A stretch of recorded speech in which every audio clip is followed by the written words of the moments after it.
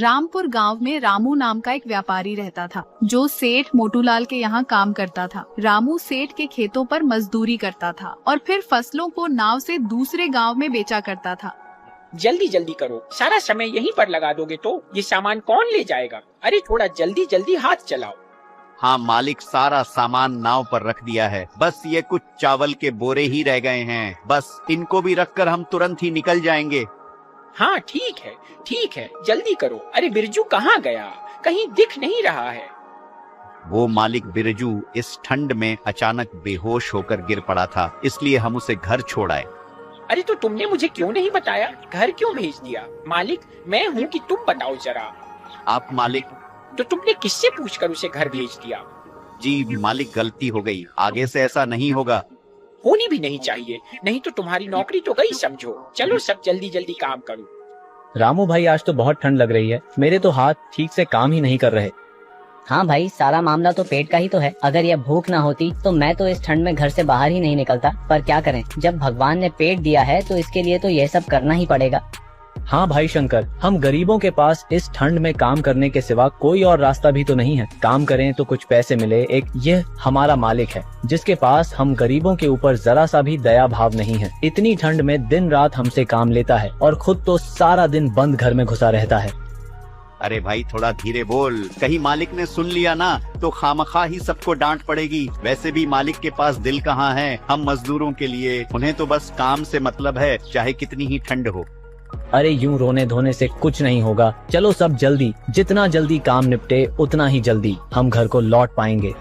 सभी मजदूर नाव में बैठकर दूसरे गांव के लिए निकल पड़ते हैं। रामू अपने परिवार के साथ एक छोटे से टूटे फूटे मकान में रहता था। रामू सेठ मोटू के खेतों में खेती करके अपने परिवार का पालन पोषण करता था। रामू का परिवार बहुत गरीब था और उनका घर भी टूटा फूटा था, जिस वजह से सर्दियों का मौसम आते ही उन्हें बहुत परेशानियों का सामना करना पड़ता था। माँ, आप पिताजी को बोलो ना, वे छत की मरम्मत करवा ले और खिड़कियों को भी ठीक करवा दे। सर्दियों का मौसम शुरू हो गया है, रात को जब खिड़की से हवा आती है ना तो बहुत सर्दी लगती है। चिंता मत करो बेटा, मैं तुम्हारे पिताजी से कहकर इस खिड़की में पर्दा लगवा दूंगी, क्योंकि खिड़की लगाने के पैसे तो अभी हमारे पास नहीं है, लेकिन पर्दा लग जाएगा तो उससे भी बहुत बचाव हो जाएगा। लेकिन माँ, जब पिछली बार हमने खिड़की पर पर्दा लगाया था तो तेज ठंडी हवा के कारण वो पर्दा उड़ गया था। मुझे नहीं लगता कि पर्दा लगाने से कोई भी फायदा होगा। एक बार कोशिश करके तो देख ही सकते हैं ना बेटा, तुम चिंता मत करो, मेरे पास कुछ पुरानी साड़ी पड़ी है, तुम्हारे पिताजी आएंगे तो उनसे कहकर खिड़की पर पर्दा लगवा दूंगी। थोड़ी देर बाद रामू घर आता है। जरा सुनिए, इस खिड़की से बहुत ठंडी हवा आती है, यह लीजिए, आप इस पर पर्दा लगा दीजिए। ठीक है, अभी लगा देता हूँ, लेकिन मुझे नहीं लगता कि इससे कोई भी फर्क पड़ेगा। इधर तेज हवा चली तो पहले की तरह ये फट जाएगा। रामू खिड़की पर पर्दा टांग देता है। ये देखो गुड्डू, तुम्हारा पर्दा लग गया। जी, मैं आपको कह रही थी कि ठंड का मौसम शुरू हो गया है, हमारी छत में जगह जगह छेद भी है। अगर ठंड में कहीं बारिश हो गई तो इस सर्दी को झेलना हमारे लिए कठिन हो जाएगा। इससे पहले कि कहीं बारिश हो, आप इस छत की मरम्मत करवा दीजिए। पर बिंदिया, तुम्हें तो पता है ना, मरम्मत करवाने में काफी पैसे लग जाएंगे और इतने पैसे अभी मेरे पास नहीं है। तो आप अपने सेठ से पैसे उधार ले लीजिए। बिंदिया, तुम्हें तो पता ही है ना, सेठ मोटूलाल इतनी आसानी से पैसे देने वाला नहीं है। मेरी तनख्वाह ही वह बहुत मुश्किल से देता है, तो मुझे उधार में पैसे क्यों देगा? हमारे गांव में जमींदार गोगो का घर भी तो है, आप उससे पैसे ले लीजिए, किसी से भी पैसे ले लीजिए, बस छत की मरम्मत करवा दीजिए। यह ठंडी हवा अब हमसे बर्दाश्त नहीं होती है, अगर बारिश हो गई तो हमारा क्या होगा? ठीक है बिंदिया, मैं गोगो के पास जाकर कुछ पैसे उधार मांग कर देखता हूँ। थोड़ी देर बाद रामू जमींदार गोगो के पास पहुँच जाता है। अरे आओ रामू, कहो कैसे आना हुआ? आखिर इतने दिनों बाद अचानक तुम्हें हमारी याद कैसे आ गई? जमींदार जी, मुझे कुछ पैसे उधार चाहिए थे। अच्छा, तो तुम उधार लेने आए हो? उधार तो मैं तुम्हें दे दूंगा, लेकिन 3% ब्याज लगेगा। अगर जमींदार जी ब्याज कुछ कम नहीं हो सकता? नहीं भाई रामू, ब्याज तो 3% ही लगेगा। गांव के बाकी लोगों को भी मैं 3% पर ही ब्याज देता हूँ, तो भला तुम्हें कैसे कम लगा सकता हूँ? अगर मैं तुम्हें ब्याज कम लगाया तो गांव के अन्य लोगों के साथ बेईमानी होगी ना। हाँ, बात तो आप कि ठीक है, मगर अरे अगर मगर के चक्कर में मत पड़ो। मैं कौन सा आज ही तुमसे पैसे मांग रहा हूँ, अभी कुछ दिन रहने दो, अगले महीने बाद से ब्याज की रकम चुका देना, मुझे भी कोई जल्दी नहीं है। ठीक है जमींदार जी, तो आप मुझे 3% ब्याज पर ही पैसे दे दो। रामू जमींदार से पैसे लेकर अपनी छत की मरम्मत करवा लेता है। देखो बिंदिया, अब तो छत की मरम्मत भी हो गई है और खिड़कियां भी ठीक हो गई हैं। अब घर में ठंडी हवा भी नहीं आ रही है। अब हमारी ठंड भरी रात आराम से गुजर जाएगी। जी हाँ, बड़े दिनों बाद आराम मिला है घर में, वरना ठंडी हवाओं से तो पूरा शरीर कांप रहा था। इस तरह रामू का परिवार के दिन खुशहाल बीत रहे थे। रामू का काम भी अच्छा चल रहा था।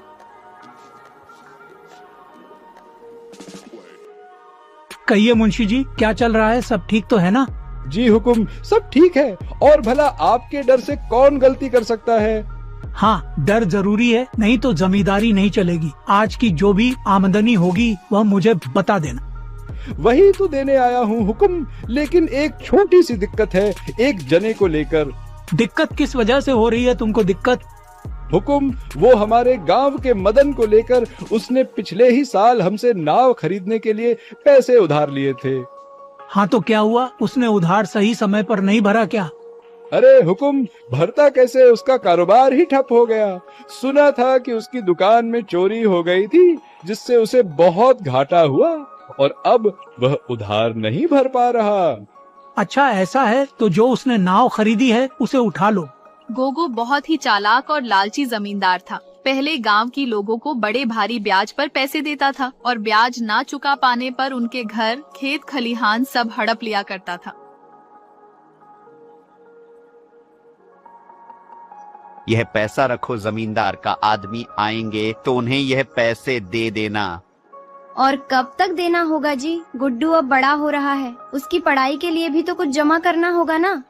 और ज्यादा दिन नहीं, लगभग सब चुकता हो ही गया है। बस भगवान की कृपा से इसी तरह काम चलता रहा ना, तो अगले आने वाले 3 महीनों में हमारा सारा कर्जा चुकता हो जाएगा। भगवान करे ऐसा ही हो। गुड्डू कहाँ है? वह पढ़ रहा है। उसका अच्छे से ख्याल रखना, आखिर वही हमारे लिए सब कुछ है। चलो मैं अब निकलता हूँ, नहीं तो काम में देरी हो जाएगी। अच्छे से जाइएगा।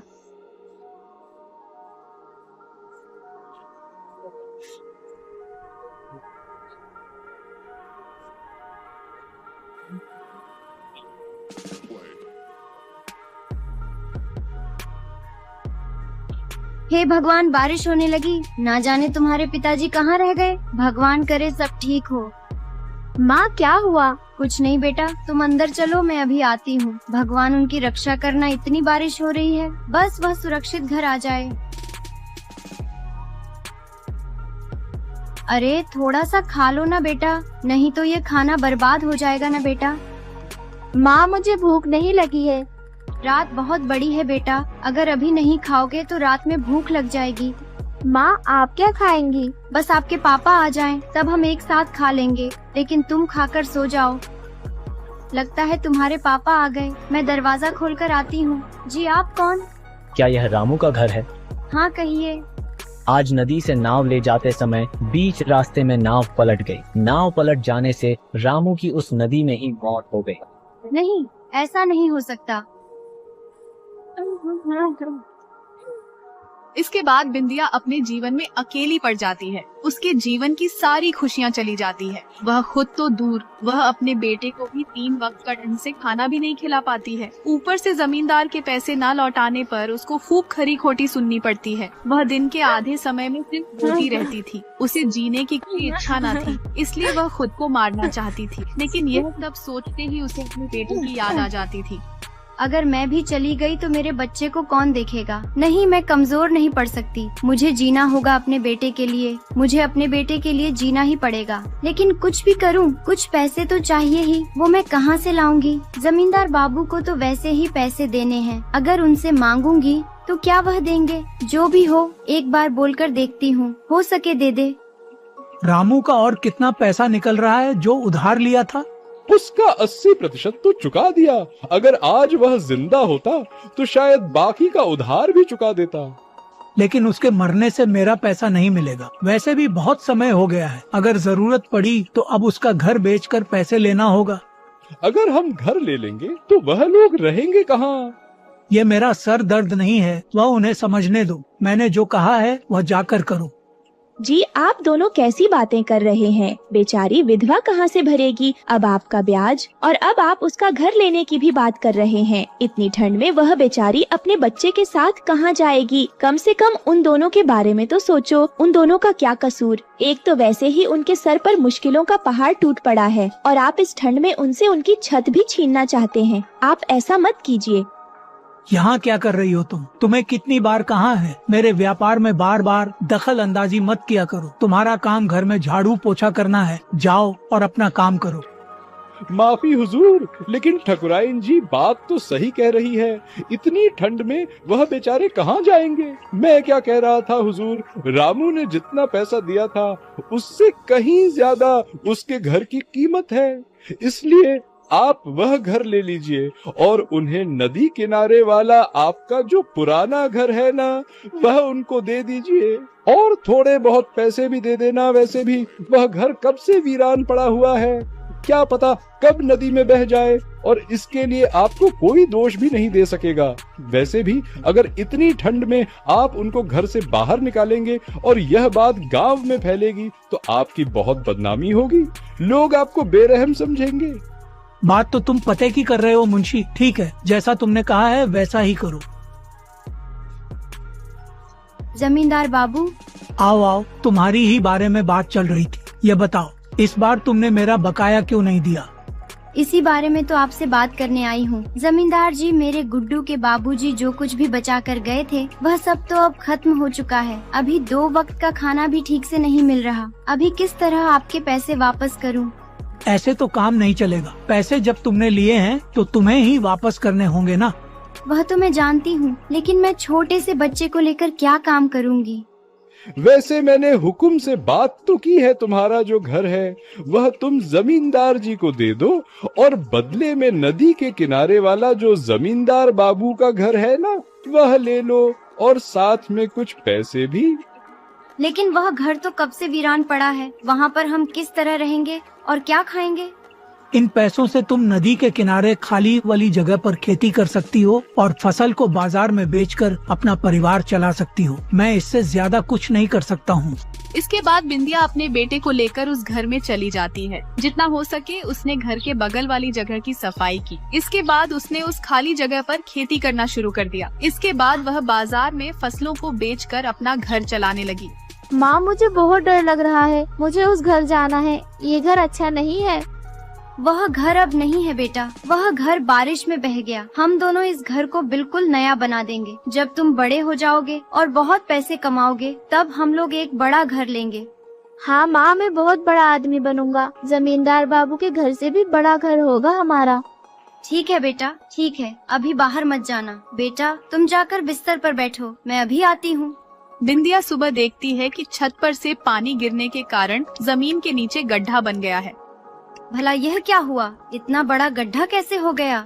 तभी बिंदिया की नजर उस गड्ढे के किनारे एक चमकती चीज पर जाती है। गड्ढे के अंदर अब यह क्या है जो चमक रहा है? थोड़ा मिट्टी हटाकर देखती हूँ। बिंदिया उस मिट्टी को हाथों से हटाती है। अरे ये तो सोने के सिक्के हैं। सोने के सिक्के से भरा मटका। इन सिक्कों के बारे में अगर जमींदार बाबू को पता चल गया तो वह तो सब लेकर चले जाएंगे। आज ही मुझे ये सब लेकर यहाँ से चले जाना होगा। इसके बाद बिंदिया सिक्कों को अपने झोले में रखकर अपने बेटे को साथ लेकर उस गांव से हमेशा हमेशा के लिए चली जाती है। फिर किसी और गांव में जाकर घर खरीद